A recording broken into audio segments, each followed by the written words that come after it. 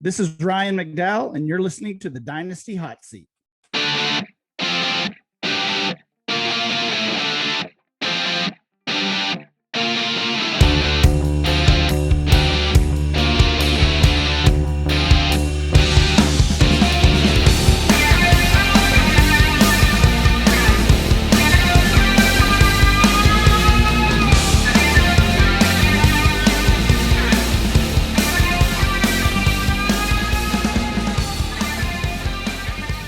Yes, hello everybody. Once again, welcome back to the Dynasty Hotseat. It's the only Dynasty show out there that is certified Inferno.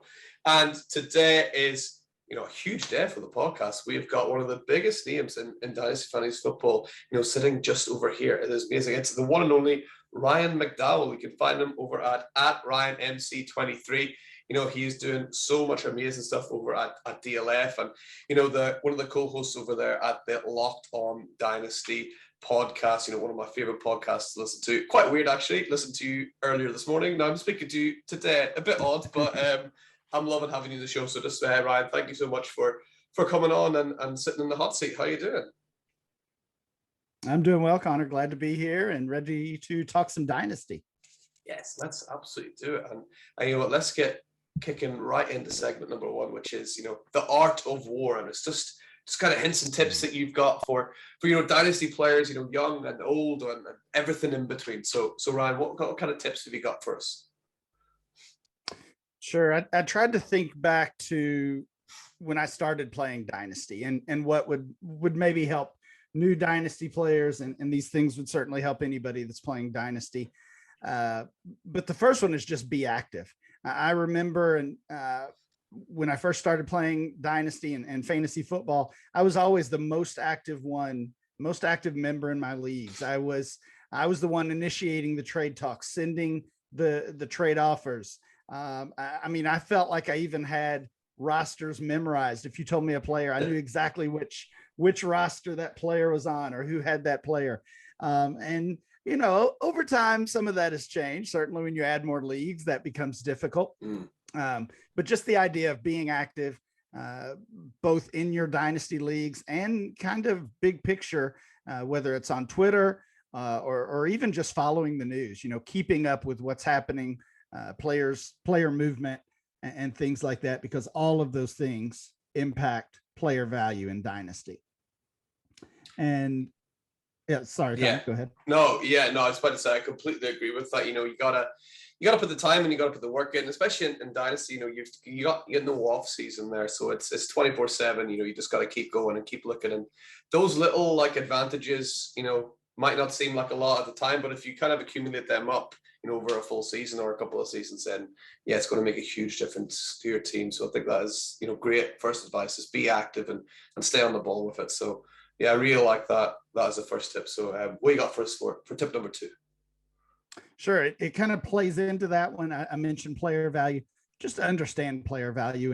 And it can be different. Every league is kind of its own market, its own economy, really. But in general, understand player value in Dynasty. Obviously, that's impacted by league rules and settings. If you're in a super flex league, a tight end premium league, a league with points per carry, or certainly an IDP league would shift all of those values. But having that big picture understanding of what players are worth, positions, compared to one another, I think that's just huge, especially like I mentioned earlier, especially for new Dynasty players. I remember quite a few deals in my first couple of leagues that I made that I wish I could have back, because I didn't understand how much wide receivers were worth in these leagues. And I was giving away wide receivers because, I just had to have those running backs. And in that specific league, running backs didn't have quite the same value. You didn't have to start as many, only had to start one. So that was kind of a hard lesson to learn in that specific example. Yeah, definitely. And it's just you gotta read. I've mentioned it a few times. I'm a primary school teacher, elementary school teacher by my daytime kind of job, and I say to my kids all the time, it's like, hey, you gotta read the question. Like you can't just go around answering the wrong thing. And it's the same with the league. You gotta read the rules. You gotta read the question before you start buying anything or doing anything. It's like, make sure you're doing the right thing before you dive in head first. Well, we have that in common. I teach elementary school as well. So no way. Dynasty, Very cool. Yeah. Dynasty and teaching the little kids, we have that in common. But as far as that player value, there's lots of ways to do it. Of course, checking ADP or checking rankings at DLF or whatever your favorite Dynasty site might be. Those are pretty easy ways. There's lots of Dynasty trade tools out there now. We have one that we're pretty proud of. And again, other sites do as well that are all very good and very useful. But really, before you start making trades, whether you're a brand new player or just an established Dynasty player that maybe has an itchy trigger finger, check the value, make sure you have a good understanding of what that really is before you make those moves. Yeah, or even if you have I've usually got like a go-to friend that I'll just text a screenshot of. Is like, what do you think about this? Like, just making sure that I'm not missing something really, really obvious. And yeah, just having a bit of a safety net there with stuff over at DLF or anywhere else. So just a friend that can double check things for you. As long as you're not making the trade with them, they'll maybe try and tell you it's a great deal then when it's not. Well, I love that you mentioned that. That's a perfect segue into my final tip here. My final point is building those relationships within your league. And I think that's so huge for different reasons. It's certainly going to help you when it comes time to talk trade. If you're in that rookie draft and you want to move up a couple spots, or you need to move down, having those relationships, hopefully with everybody in the league, is going to be so beneficial. But the other thing, specifically that has come out of this for me, and I know so many others, is just building those real friendships, right? Some of my greatest friends now came from playing in leagues with them, right? That was the first step. And we talk trade. We're talking about, the upcoming draft or whatever it might be in the league, and a friendship came out of that. So having those relationships in your league is so huge. You find that one person like you're talking about that's kind of your trade buddy. You run everything by that person. I've got a couple of those, fortunately, myself. And, just having that sounding board is so huge in Dynasty. You don't have to play Dynasty alone. Yeah, I think that's really good advice. And, something that, here over in the UK, obviously we're on base, we're kind of building on that as well. And we're having our first ever sort of fantasy football, fans collective gathering happening this summer in the UK. So that'll be absolutely amazing to help with that and building that community. And, for anyone listening, if you've not already got a ticket, make sure you get a ticket for that. That's going to be a brilliant event. I think there are some still available. So yeah, I can't wait to continue doing, as you said, build that community and get those real proper friendships, which is just so amazing about this game. So let's wrap up segment number 1 there, and we'll pull up our mock draft tool for segment number 2 coming right up.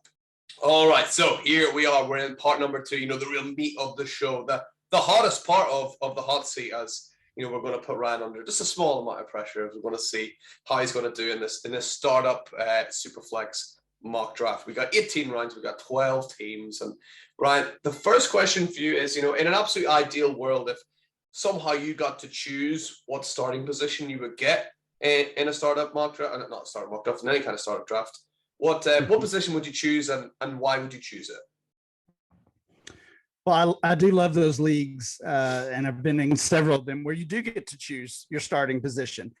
So those that always adds a little bit of strategy to the beginning of the league.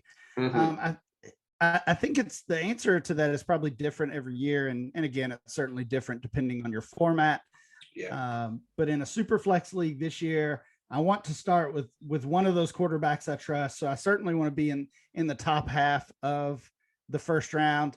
For this exercise, why don't we go with the 5 pick this time? Nice. Let's get pick number 5 locked in. So yeah, we're guaranteed to get one of those top tier quarterbacks. So let's see who falls to us as we start our mock draft. And you'd imagine Allen and Mahomes and Herbert are coming off the board, along with Jonathan Taylor. Fairly consensus. That's the top of most rankings right now. And we'll pause the clock so we're not putting you under too much pressure here. And we got Joe Burrow and Jamar Chase and Justin Jefferson, as you imagine. Some other quarterbacks sitting at the top. Anyone standing out to you? Well, again, I definitely want to look at a quarterback here in this format. I like to build around the quarterback in a super flex league, and oftentimes I would go quarterback with my first 2 picks. So with Mahomes, Allen, Herbert gone, Lamar Jackson is my next ranked quarterback, a little bit further down on this list, but I'll take Lamar at 5 overall. Yeah, I would take Lamar, definitely Lamar or Kyler here. I was, a lot of discussion sort of this offseason about Joe Burrow, and, Joe Burrow is going very, very highly at the minute. And, obviously he's good, but I think people are forgetting that Joe Burrow was an older prospect coming out of college. Like, Kyler Murray is younger than Joe Burrow.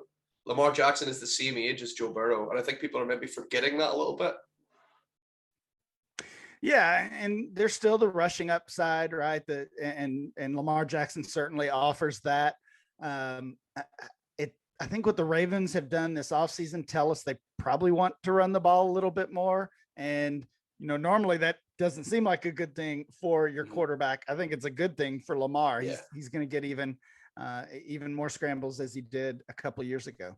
Yeah, I think so. So let's get Lamar Jackson locked in as our first pick in the first round. And you'd imagine the rest of those quarterbacks might end up falling off the board, but we're maybe hoping we can get another one coming back to us if we're lucky. And you're saying sometimes you do like to target 2 quarterbacks. Is that, again, I imagine that's the kind of, if they fall to you, you're not like desperately scrambling to get 2 at the start. Right. Yeah. I don't think you ever want to force anything, especially in the early rounds. So you kind of have to go with what the draft gives you for sure. Let's see. So the draft is giving us, got an elite tight end up there with Mark Andrews. And then we do have Russell Wilson sitting there along with, other quarterbacks you can see are Hurts and Trey Lance, who might be a bit of a step down compared to Russ. Yeah, I loved Lance last year, certainly coming out as a rookie. And I think if we were doing this a year ago, I probably would have taken him here. But I think we have enough reason for concern that probably would go a different direction. I think I actually want to go with Jalen Hurts here. He's next on our ADP list over at DLF, and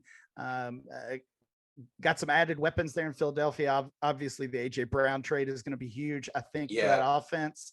And there's still some doubt when you talk about Jalen Hurts and his future in Philadelphia and in the league in general. But I mean, this guy, when he's been on the field, has been an elite fantasy producer. So I'll take Hurts as quarterback 2 here.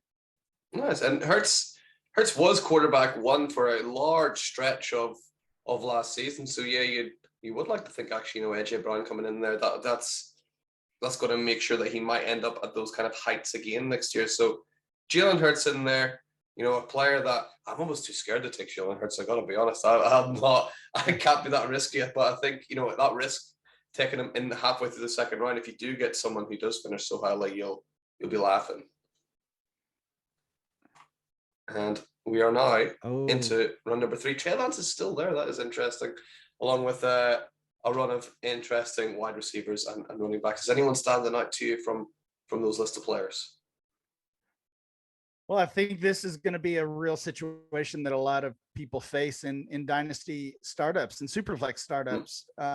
Do you go with that second quarterback in round 2, or do you hope that Lance or Lawrence or Fields fall? Those 3 rookies from a year ago that were so highly ranked, highly valued, all 3 in different ways disappointed. Their value has taken a hit. I still like investing in all 3 of them. So if I'd gone a different direction, I certainly would grab Lance or Lawrence here. And even with already having 2 quarterbacks, I would at least consider it. But I see Jalen Waddle there. And I love his upside in Dynasty, what he did in year 1, even with Tyreek Hill coming into Miami now.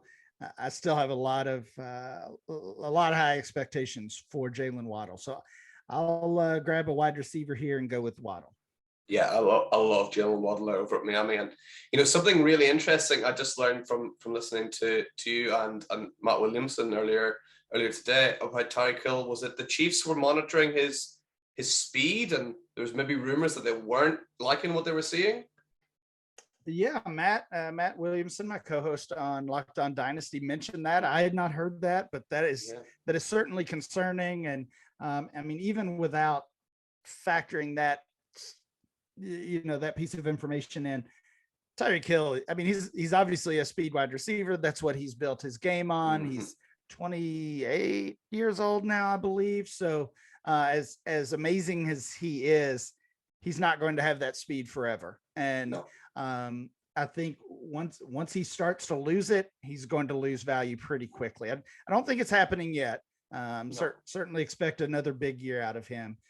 But we've seen with those speed guys, once they lose it quickly. Yeah, I completely agree. So yeah, I'd be more than happy here to take Jalen Waddle ahead of him as well. I think he's sort of the future there as well. And you didn't happen to see that video of Tyreek Hill and Jalen Waddle playing basketball against like some kids from Miami and just absolutely schooling them. It wasn't even close. I love it. I did not see that, but I love the idea. Check it out if you get a time. And it's just like, wow, these guys, it's like you really appreciate how good of an athlete like these guys are whenever you see them playing against just some like random like guys. You're like, these guys are incredible, like superhuman. And speaking of superhumans, we got a couple still sitting here in round number 4 with Nick Chubb, Drake London, Ken Walker, Antonio Gibson still sitting there. Is anyone standing out for you sitting there in round number 4? Can we look at wide receivers only? I just want to make sure I'm not missing anyone. Deontay Johnson, yes, still never mentioned. Yeah, I do like Deontay Johnson. I really like a lot of these guys. Still on the list. Some good wide receiver depth. I do want to go with a wide receiver here. I'm just not one that builds my teams with early round running backs. I worry about the value loss and the short relevancy or short period of relevancy that they might have in the league. So I'm normally waiting on running back. So I'm just going to take my favorite wide receiver here. And I think that is going to be DJ Moore. I love what he has done in his 3 years in the league with basically not having much of a quarterback game. So I don't know that that's going to change this year with what they're dealing with in Carolina. But if you've got DJ Moore in Dynasty, the hope is that eventually they find a quarterback. Yeah, I think DJ Moore, from what he's done, like you said, like he's had, almost as bad a run of it as you can get, in the NFL with quarterbacks. So I think eventually, Carolina are playing so badly that he's going to end up, with a good quarterback just because they're going to end up with those higher draft picks, which is, that is one of the more fascinating things about, Dynasty compared to redraft is you're picking a guy here because you're like, his team is so bad that they will have to be good later. Like, I love it. So I'll flick on all positions again for you, just so you're able to see. And we're in round number 5, Ryan, and we got Ken Walker still sitting up there, and Treylon Burks sitting there with Derek Carr and Tua, who I don't believe you're too high on Tua. Am I right, or was that your colleague? No, that's probably me as well. Definitely have some doubts about him. I don't mind, like I said earlier, I don't mind the idea of adding a third quarterback here, even though he wouldn't be a starter. I don't think Carr or Tua are quite enticing enough, so I'll pass on those guys. I like some of the veteran running backs. I think we can get a little bit later. So let's check out those wide receivers only again. I do like Burks. Burks is my rookie wide receiver 1. Wow, he's going ahead of Michael Pittman. That seems, that is bold ADP, I think. Yeah, I don't know if I want to go with Burks here. Like I said, he is my rookie wide receiver 1, but the depth of the position is kind of pushing me off of him.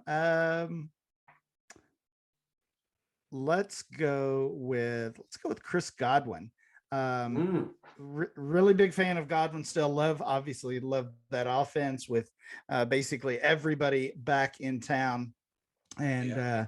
I'm not too worried. You know, he had the late season injury, so he's going to miss some time in 2022. But I think that just gives you a nice discount in dynasty leagues. And I mean, he really is as good as Fournette has been, and Gronk and Mike Evans. Godwin really is that Buccaneers offense. Yeah, and God was someone. He's a weird one. Like if you looked at his injury record, you'd be like, "Wow, this guy's really injury prone." But then if you actually like look at how they happened, it's like a guy falls over in front of him, and like he trips over that guy, or like he like goes over on his finger, and there's a freak act. It seems like freak accidents rather than him actually being injury prone. It's really weird. So I think he's maybe due a bit of a lucky break, and hopefully this season is that for him. So let's get Chris Godwin locked in round number 5 as we have our couple of player weight as we come right back around. Is that sort of generally you like to be at 5 because you're not getting caught out with too big a run at quarterback or too big a run at any position? You can kind of see the runs coming and move the draft along with that. I think that's definitely a benefit of being kind of in the middle of a round. But for me, like I said earlier, it kind of depends on the year and where the tiers are. I mean, if this were a one quarterback draft, I think it's pretty clear the top 3 is where you want to be with Jefferson, Chase, and Taylor. Jefferson and Chase are my top 2 guys. I would actually have Taylor third on that list. So if I'm not in the top 3, I'd rather just be, I'd rather be 12, honestly. Yeah, just so you can get this double on the turn. And we're doing really well so far at position 5 in the super flex one with our next round of players looking at David Montgomery there, Josh Jacobs, and a couple of these older kind of running backs there as well with Lenny Fournette and Ezekiel Elliott still there too. Yeah, Fournette, Elliott, Connor. We see those guys on the list along with Jacobs and Montgomery. Those are the values that I was thinking about when I've been passing on running back. So definitely looking at those guys. This is going to be true with basically every pick that comes up. There's some wide receivers I like for this team. But I think this is where I want to take a shot on a QB3. I see Zach Wilson sitting there. They've added some weapons for him, Breece Hall, Garrett Wilson, of course. So I'm kind of buying into Wilson making that second year leap. And I think he's a great guy to have as a quarterback 3 in Dynasty, especially when you have a couple of, pretty well established quarterbacks ahead of him. Let's go Zach Wilson here. Yeah, I like a big fan of Zach Wilson. I've invested sort of, I think towards the end of last season, he took that dip and he was injured for a bit. He was out of the team. I used that to kind of go and buy quite a lot of Zach Wilson. So I'm hoping that we're both on the same wavelength here, and he's going to take that step up. And the Jets in general, Robert Saleh seems to be, he knows what he's doing. He seems to be, his head is screwed on, and that seems to be a team. At least they've won over the Dynasty community. That's the least I could say because, there's a lot of Dynasty darlings in there. Absolutely. All right, all of those running backs got picked off, so that is not the way we wanted to see that break. Let's look at the running. Let's look at the running back position just to see what that's looking like. So all right, it is getting thin. Obviously, Elijah Mitchell was there. Yeah. I'm going to chance it one more round. I think on the running back position. I don't mind Clyde Edwards-Helaire still as a guy to invest in. And I would even say the same with Miles Sanders. So I don't like Mitchell enough. There's not a big enough gap between Mitchell and the rest of those to go with him here. So let's skip over let's take a peek at tight end just to make sure we're not listing anybody. So you got Dalton Schultz and Dallas Goedert there. Some interesting ones. Gesicki is there as well. He's not a bad option, but there's a lot of mouths to feed over there at the minute. Yeah, not enough to sway me here either. I think I know who I want. Let's go to a wide receiver.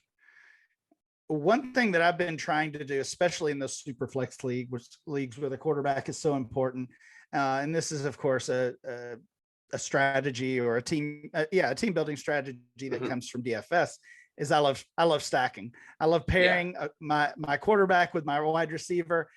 I still love Elijah Moore. I'm not worried. I like Garrett Wilson as well, but I'm not worried about Garrett Wilson, limiting the upside of Elijah Moore. So I'll go Moore here, pair him with Zach Wilson, who I just took the previous round.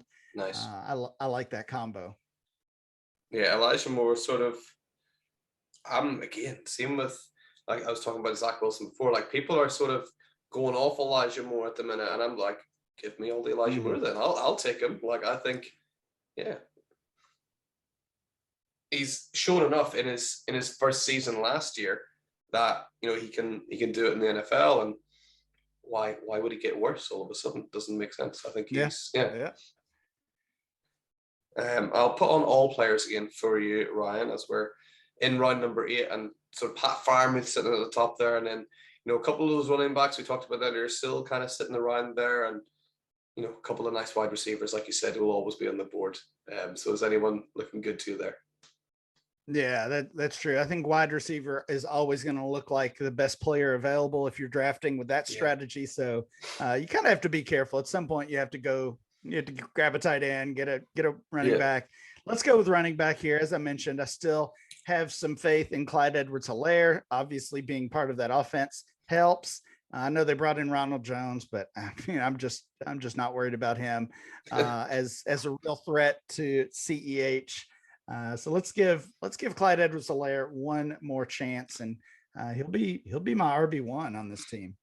Yeah, I think you're 100% right there. You said sort of one more chance. I think this is last chance saloon for Edwards-Helaire, and I wouldn't mind if we've seen Ronald Jones take a lot of the carries, and Edwards-Helaire focus more on receptions, and try and be like Andy Reid promised he was going to be like Brian Westbrook. It's like, are we finally going to see that he's going to get those receptions, and maybe Ronald Jones does more of the carries? That would be excellent for his dynasty value. Yeah, I hope so. I mean, we talk about this with Antonio Gibson as far as he's not getting the targets that we thought he would get and should get, and the same has been true with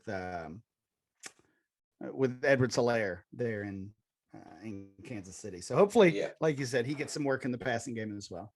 Yeah, let's hope so. And we're rolling now into round number 9. I'll just flick over sort of as we get towards the halfway kind of point, just to let you see an overview of what you got so far. So you got, your Lamar Jackson and Jalen Hurts and Zach Wilson at quarterback. You got CEH as our first running back, and then you got 4 really nice receivers with Waddle, Moore, Godwin, and Elijah. I like both Moores, Elijah and DJ there as well. So that's kind of the overview of the team. Is this the kind of the point now where you're like, I need to start filling those slots? So you just kind of like, I'm still going to take the best player.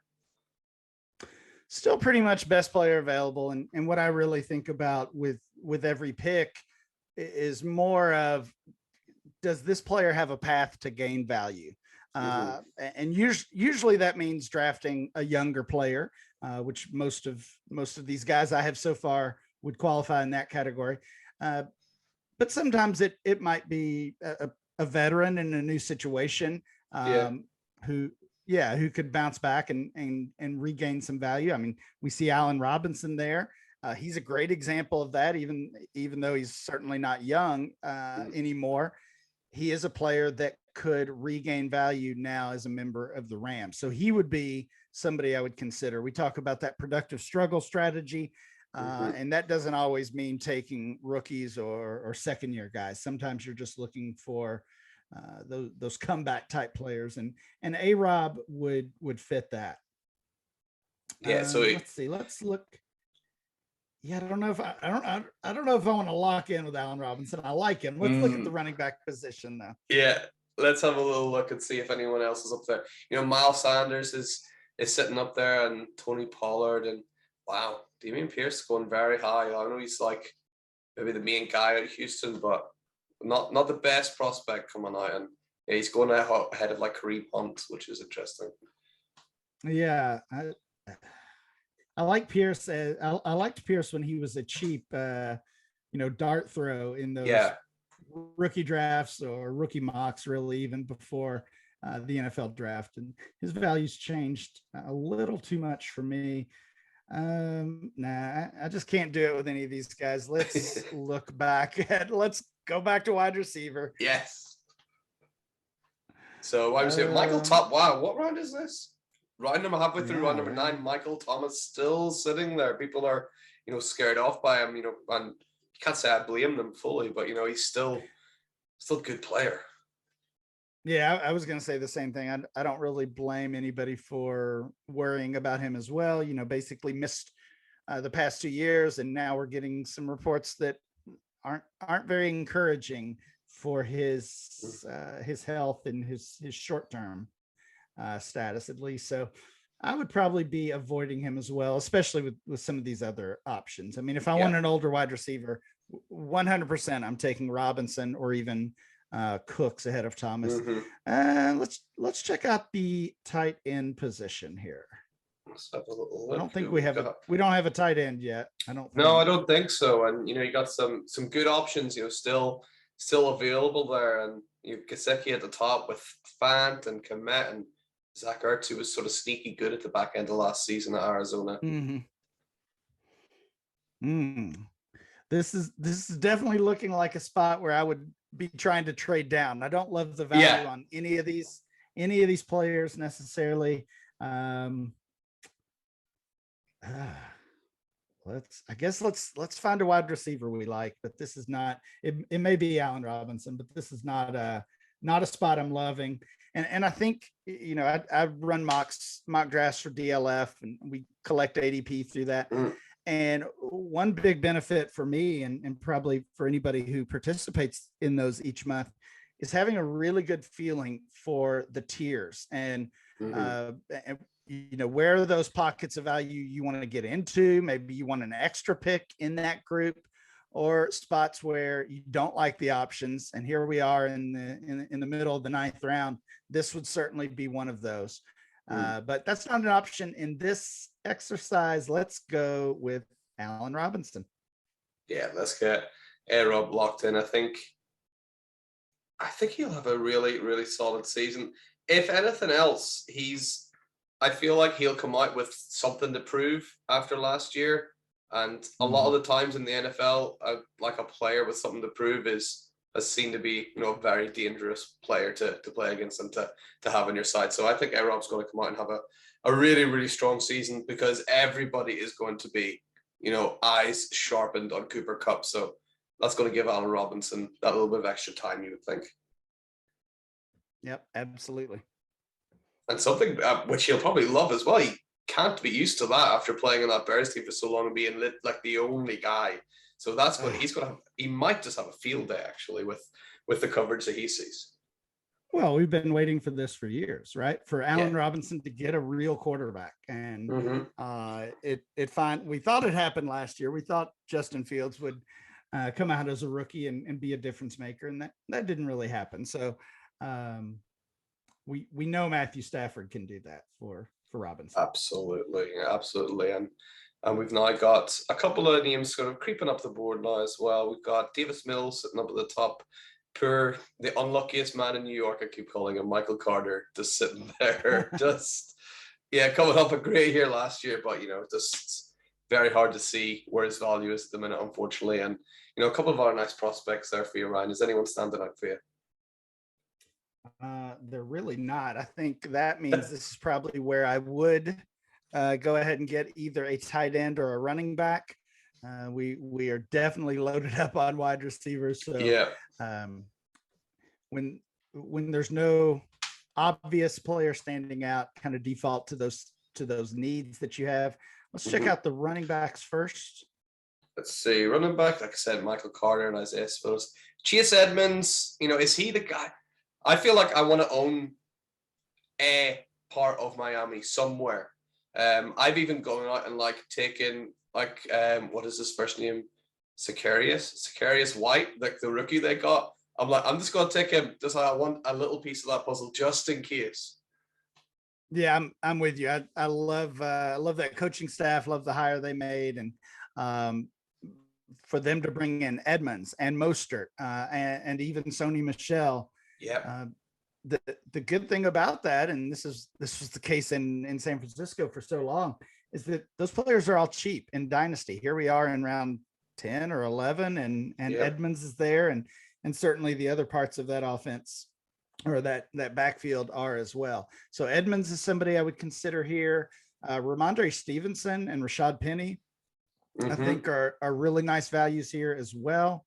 Let's go with Rashad Penny. I mean, this guy was the maybe one of the top 3 or 4 running backs in the league in the last 6 weeks of the season. Once he was finally healthy, and I say finally, it took 4 years almost for him to be healthy, but he won people championships in redraft and dynasty leagues, and of course the addition of Kenneth Walker there changes things.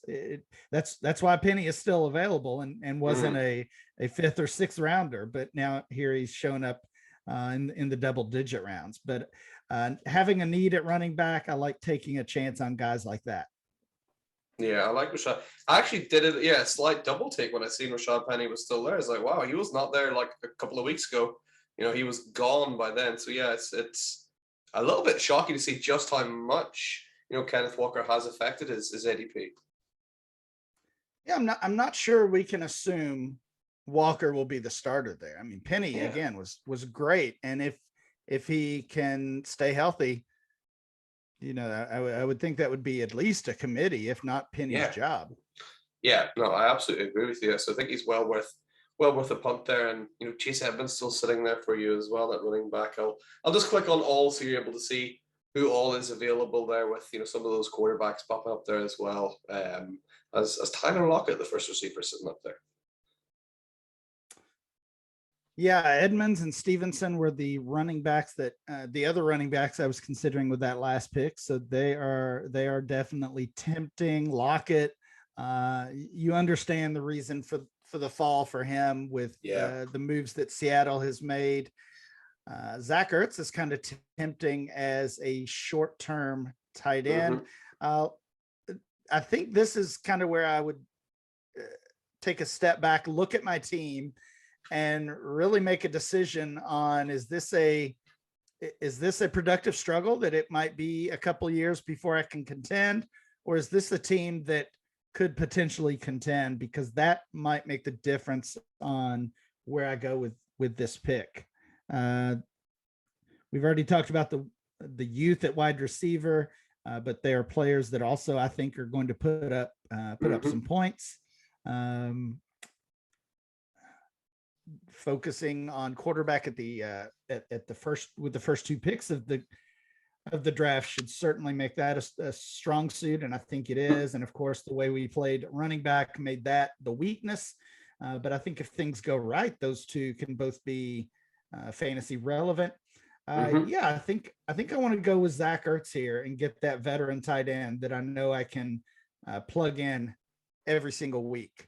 Yeah, absolutely. I think Ertz, like I said, I think a little while earlier, he was sneaky good after he got that trade to Arizona, and especially now the first part of the season with DeAndre Hopkins isn't going to be there. Like Zach Ertz is going to play that little bit better at the start of the season, and that might even help you push that team a little bit further away from the productive struggle into, oh no, I can win this thing just by having those 6 games, or I think it's 6 games Hopkins is suspended for.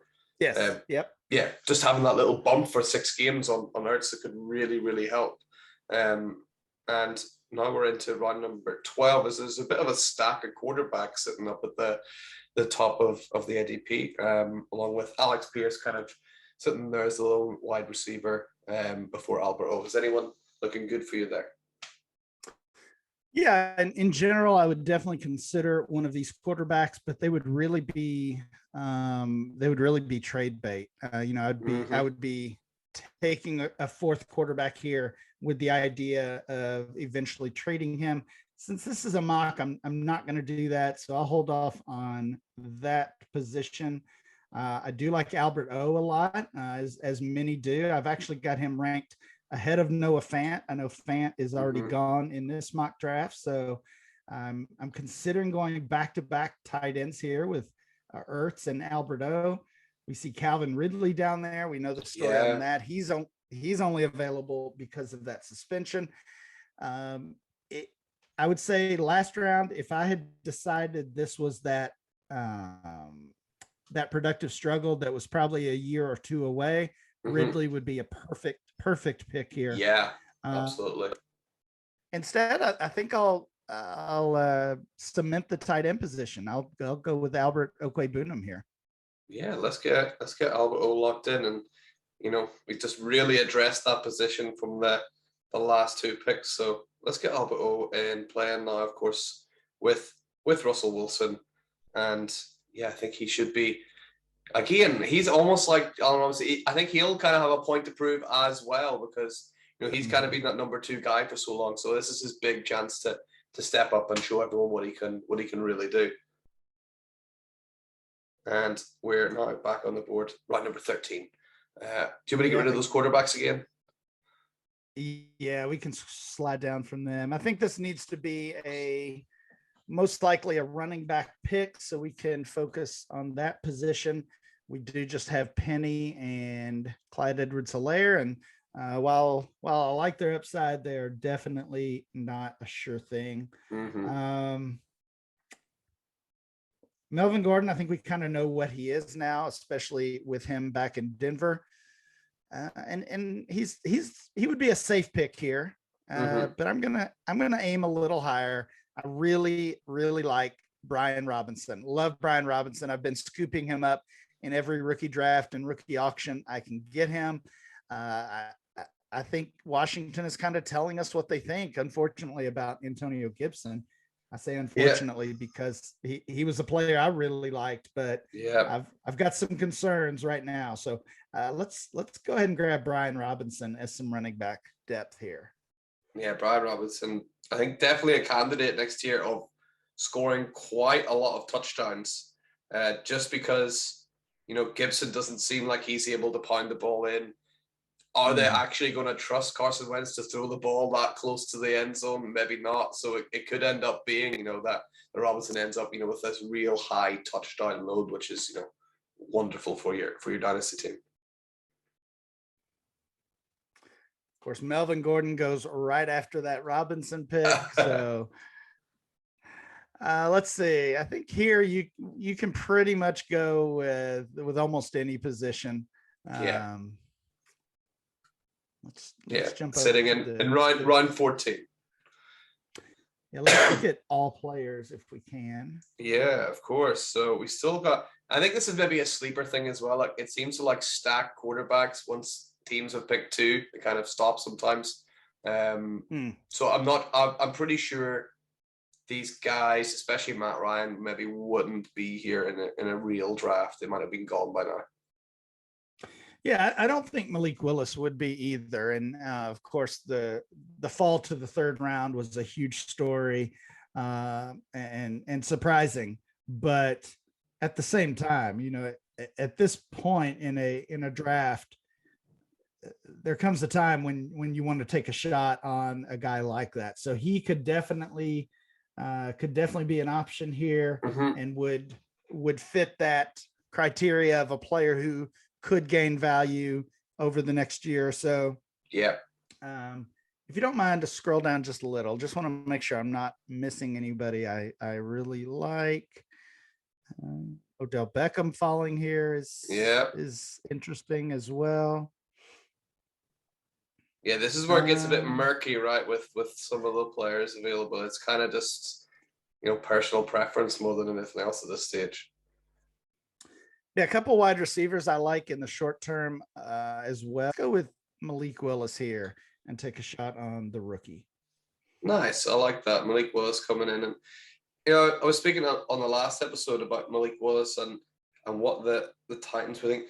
Do you think the Titans just took him because they were like, oh, like we have to take Malik Willis now, like he's fallen this far, or was their idea to take him anyway?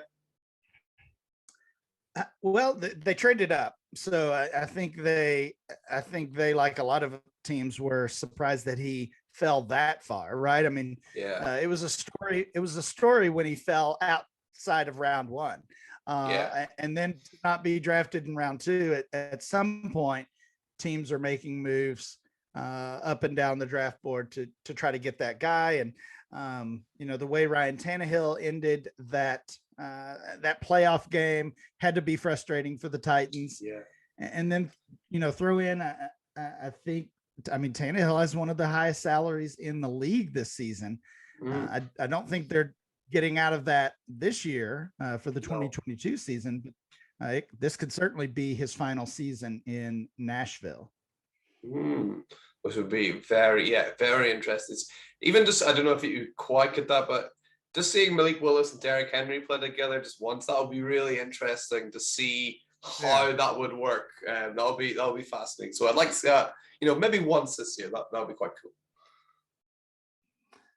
Let's see. All right, let's scroll down a little. We're not going to take those quarterbacks here, although again, in an actual league, I would be considering it just for trade value. Both Peoples-Jones and MVS made it back. I always like to chase elite offenses. We know the Chiefs are elite. I think the Browns have a chance to be elite with the addition of Deshaun Watson. I'm going to go with MVS here. A little bit of an interesting pick in that I've got all that wide receiver depth, and Valdez-Scantling would really have to do something special to break into my lineup. But at the same time, he's some nice depth and a pretty safe player at this point. Yeah, if Valdez-Scantling, someone who, in any kind of best ball league I've been doing, I've been going after Valdez-Scantling, because he's just got that potential of, 1 week just going and exploding. And, why not just see if we can extend that out and put a couple of good weeks together and string them together on your dynasty team. We've got, Peoples-Jones. So when you were talking about that, still sitting on the board, and there must have been a quarterback on there, was there? They all kind of went, no, maybe not. Kind of reset the ranks. Let's take a look at the running backs, the running back group. I think we just have 3 still. One of those being a rookie. So Pacheco. Wow, is Pacheco really going ahead of Sony Michel? I know nothing about Pacheco. I don't know if you can help me with that, but I've got 0 on him. I can't help you much. Rutgers guy, and again, we like the landing spot, but it's obviously a little murky for this year. I think in rookie drafts, I've seen him be a guy drafted in the 4th round or even go undrafted in some of those. So not a ton of value. I don't like what I'm seeing here at the running back spot. Definitely missed all of those. I don't mind Sony Michel or Deontay Foreman as those veterans, but I don't think I want to go with them here. Let's look at the wide. Let's just go with Peoples-Jones. That was the guy who fell that I had some interest in. Yeah, let's get Peoples-Jones put in then, and he's in that potentially super high powered offense with Deshaun Watson, and Deshaun Watson has made receivers a lot worse than Donovan Peoples-Jones look pretty good. So I think he's got a chance. So we're on the board again now with our penultimate pick, and I'll just flick on everything, and I can get rid of the quarterbacks are still kind of there as well, but I can filter as and when you want as well. So we got quite a lot of wide receivers sitting there for you to choose from. Yeah, I think that's where I have to go. I like still, even in these late rounds, still like some of the upside and the potential of the wide receivers. I look at Minnesota and worry about Adam Thielen's health. He's been unable to stay on the field consistently the past couple of years, obviously starting to get up there in age, at least in NFL terms. So I'll go with KJ Osborne. They did not, I was kind of surprised actually, they did not add a significant piece at wide receiver either in the draft or in free agency. So Osborne looks like he's the 3. And when Thielen was out, he played pretty well. Yeah, I like that Osborne. He's like a sneaky target that you can get you can get Osborne for next to nothing if you don't have him on your team already. And in a rare case, he might even be on the waivers. I've seen in maybe one of my leagues. So yeah, Osborne a very good sneaky pick, especially in round number 17. And here we go, Ryan. Your dog must know it's round number 18. It's almost time for you to go back and see him. And we're on the clock again for our final pick of the hot seat draft. He's getting excited about this last pick. Let's see who it's going to be.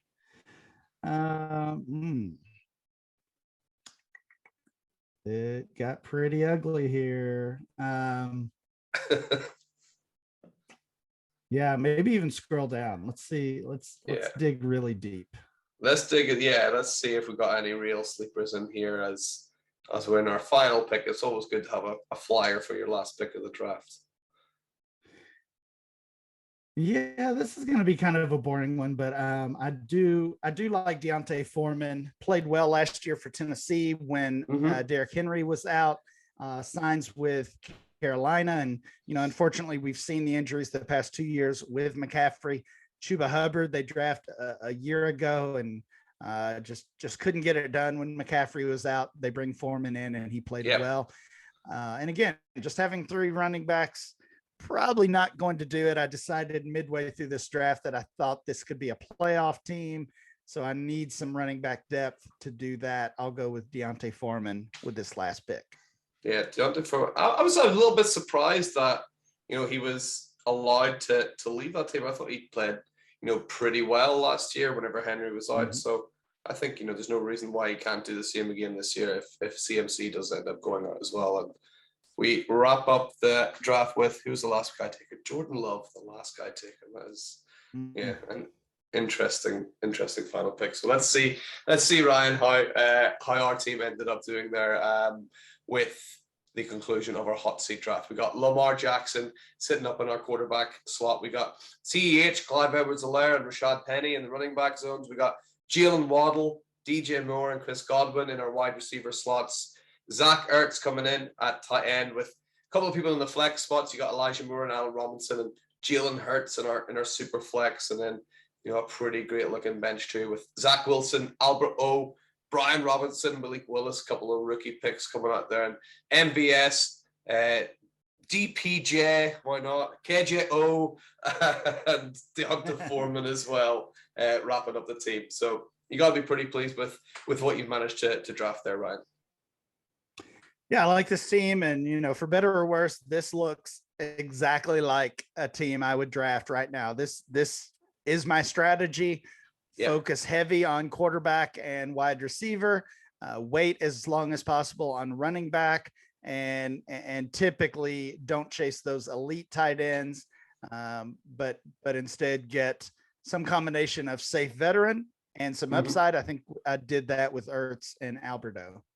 Yeah, I completely agree. I think you've done, absolutely fantastic job. And I just wanted to say, Ryan, just thank you so much for coming on once again. And you just want to tell everyone listening, once again, where can they find you online?